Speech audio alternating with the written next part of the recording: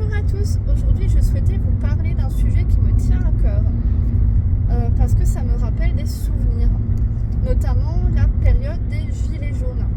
Je ne sais pas si vous avez vu, mais en ce moment il se passe des trucs de dingue entre des personnes qui ont fait partie de ce mouvement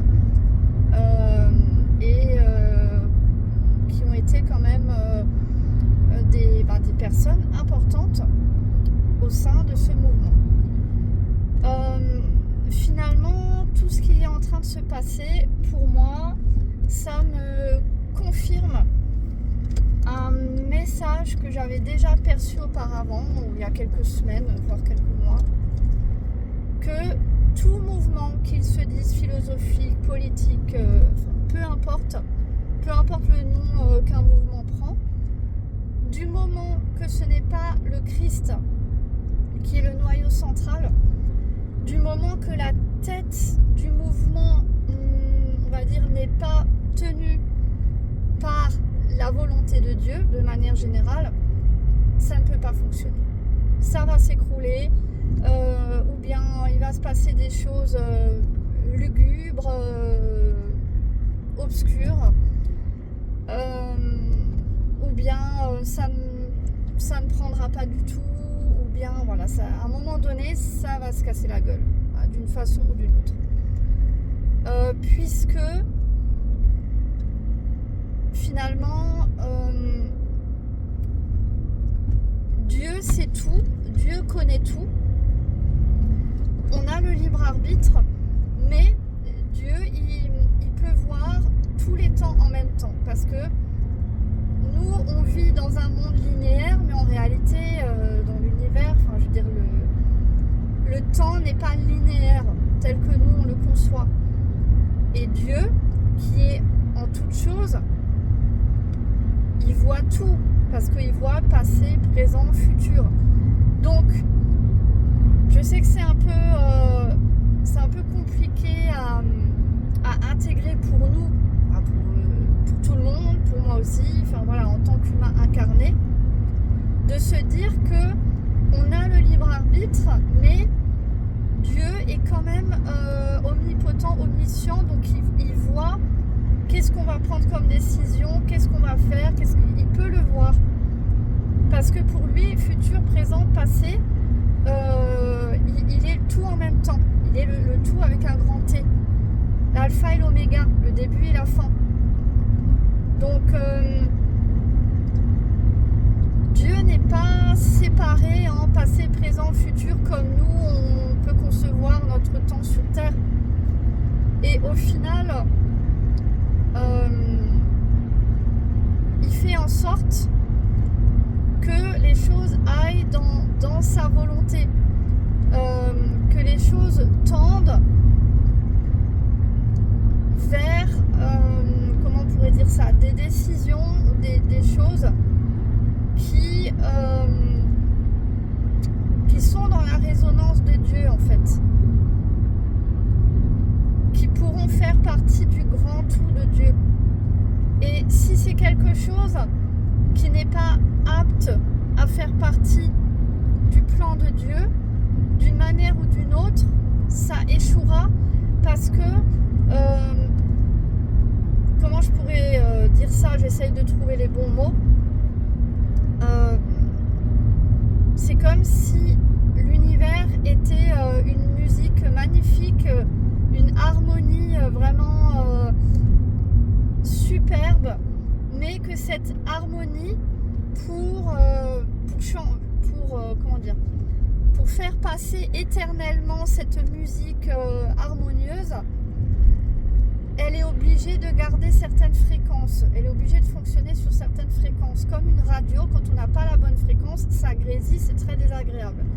Et bien, pour rester le paradis, pour rester vraiment cette œuvre divine, ce royaume des cieux, il faut garder un certain équilibre. Et les choses qui ne peuvent pas aller vers cet équilibre-là, qui ne peuvent pas contribuer, toute chose qui ne peut pas contribuer à cet équilibre-là, disparaît, est amené à être détruit, à disparaître d'une manière ou d'une autre.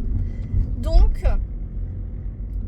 j'ai compris que de toute façon, tout mouvement qui n'a pas comme noyau central le plan divin ne peut pas fonctionner.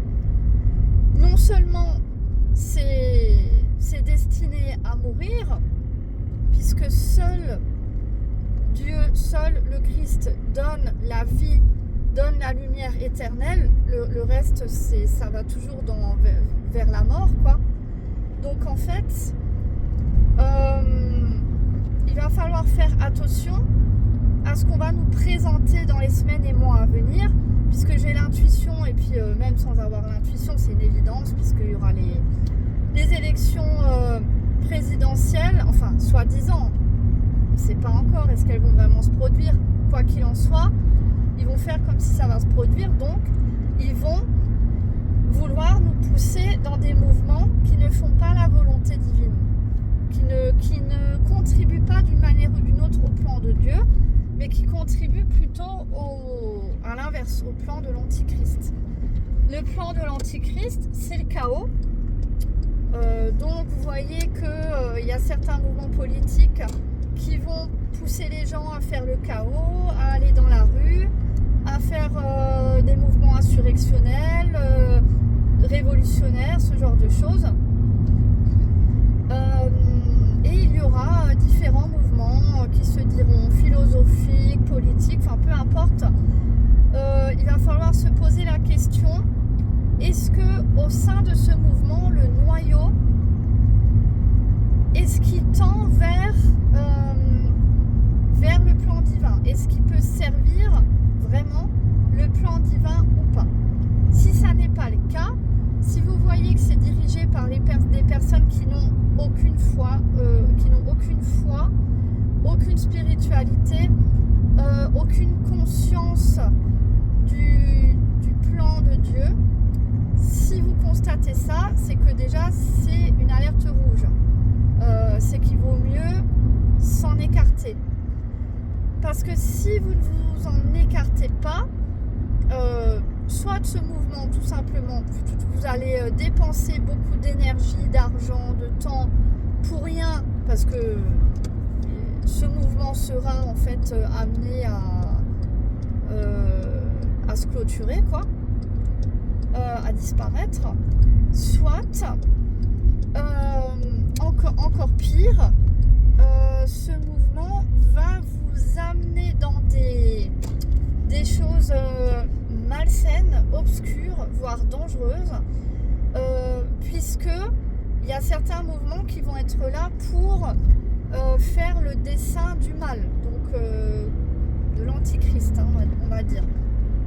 Donc, attention, dans les mouvements qui vont arriver, il va falloir vérifier si ce mouvement c'est pour le dessein de Dieu ou si à l'inverse c'est pour le dessein du mal. Parce que là, je pense vraiment que dans les semaines et mois à venir, il y a des mouvements qui vont se mettre en place. Les tensions seront extrêmes entre ce qu'on vit économiquement, l'insécurité, ce qui se passe au niveau des guerres, enfin la totale, quoi. Le pouvoir d'achat catastrophique. On ne sait pas encore qu'est-ce qui va advenir au Moyen-Orient. On ne sait pas finalement si au niveau du carburant ça va se régler ou est-ce que ça va être encore pire. Quoi qu'il en soit, c'est sûr et certain qu'ils vont essayer de vous attraper, de vous capturer dans des choses qui font le dessein du mal.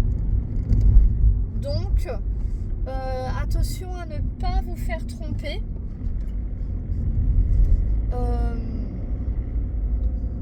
Moi-même, au début des Gilets jaunes, je pensais que ça pouvait être une bonne chose. c'est comme les manifs anti-pass et tout. Moi, j'avais participé à des manifs comment on appelait ça déjà? Ouais, anti-pass. Et au final, Jésus-Christ m'amène vers vers une ouverture de point de vue plus spirituelle. Et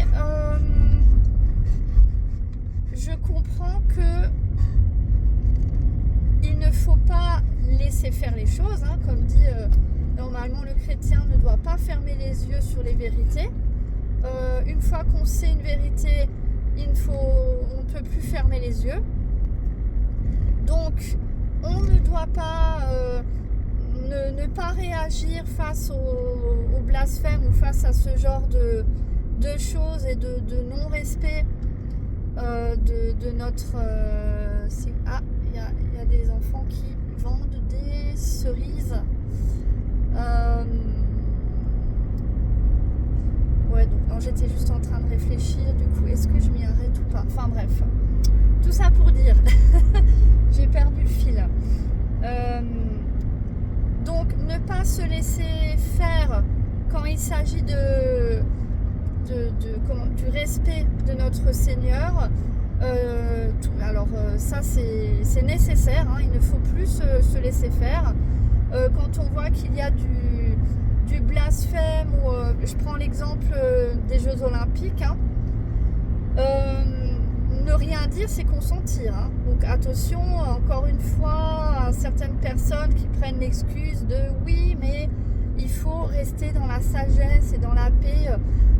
Oui, mais ça ne t'empêche pas de réagir et de ne pas laisser faire quand il s'agit de faire respecter notre Seigneur.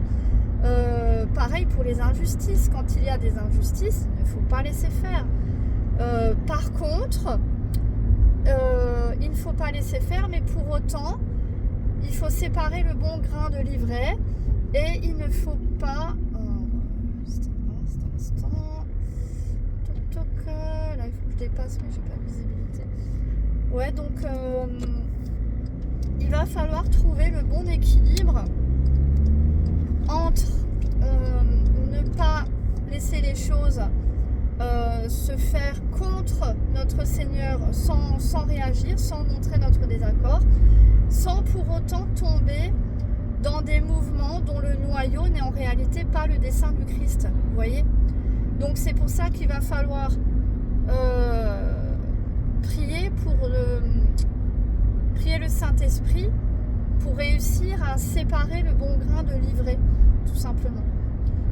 Je pense que ça va être très important dans les mois à venir de pouvoir séparer le bon grain de l'ivraie. Alors je dis dans les mois à venir, si ça se trouve d'ici là, on ne sait pas tout ce qui peut se passer. Il y en a qui sont convaincus qu'il y aura un enlèvement de l'église, il y en a d'autres qui disent qu'il y aura la 3e guerre mondiale, il y en a d'autres... Voilà, chacun ses ressentis, ses convictions, etc. Donc je ne peux pas dire en avance qu'est-ce qui va se passer précisément dans les mois à venir. Personne, aucun humain incarné ne peut véritablement savoir en détail parce qu'en réalité, tout doit toujours mener au plan divin. Donc, même ceux qui sont convaincus de tout savoir, même ceux qui font partie des sectes qui sont clairement satanistes, etc., et qui croient tout manipuler, qui croient tout savoir en avance parce qu'elles suivent leur propre plan, notamment ceux qui ont fait le jeu de cartes Illuminati et ce genre de deep state, de personnes qu'on ne voit pas forcément à la lumière, mais qui en réalité sont convaincus de tout contrôler, qui veulent être dans le contrôle absolu. La réalité, c'est que c'est un leurre. Elles-mêmes, elles sont vraiment dans l'illusion parce que tout mène au plan de Dieu. Même ce genre de... comment on pourrait dire ça, de secte ou de... Même des êtres qui sont démoniaques, en réalité, ils peuvent servir le dessein de Dieu. Et ça, Pour eux, ils sont tellement convaincus d'avoir, j'allais dire, la science infuse et le contrôle absolu, que voilà, ils pensent vraiment avoir la main, surtout la main mise sur tout. Alors qu'en réalité, même si Dieu enlève de plus en plus sa main de ce monde, pour autant, c'est lui qui décide quand est-ce qu'il la remet, quand est-ce qu'il la reprend. Et donc, au final, ça reste Dieu qui décide de ce qu'il peut utiliser pour faire son plan, en fait, pour clôturer son plan. Donc, c'est comme dans notre cheminement personnel. Souvent, on vit des choses qui, sur le moment, n'ont pas forcément de sens, ou bien sur le moment, ça ne nous plaît pas. Et finalement, on se rend compte que ça n'était pas pour rien. C'était pour une visée, comment dire, c'est un cheminement qui nous amène vers le plan qu'a Dieu pour nous au niveau personnel. Il y a un plan au niveau global, mondial, mais il y a aussi un plan au niveau personnel, puisque en fait chaque âme fait partie, comment on pourrait dire ça, d'un engrenage. Chaque âme fait partie d'un engrenage, et c'est l'engrenage qui gère l'horloge mondiale, on va dire ça comme ça, du plan de Dieu au niveau mondial. Mais pour que ce plan de Dieu au niveau mondial avance, pour que l'horloge avance, il a besoin de nous au niveau personnel, parce qu'on a tous notre tâche dans ces rouages-là.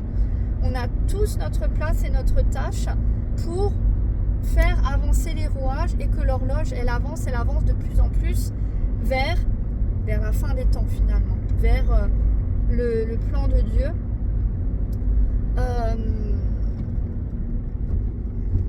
Qui est finalement de mettre un terme définitif au mal,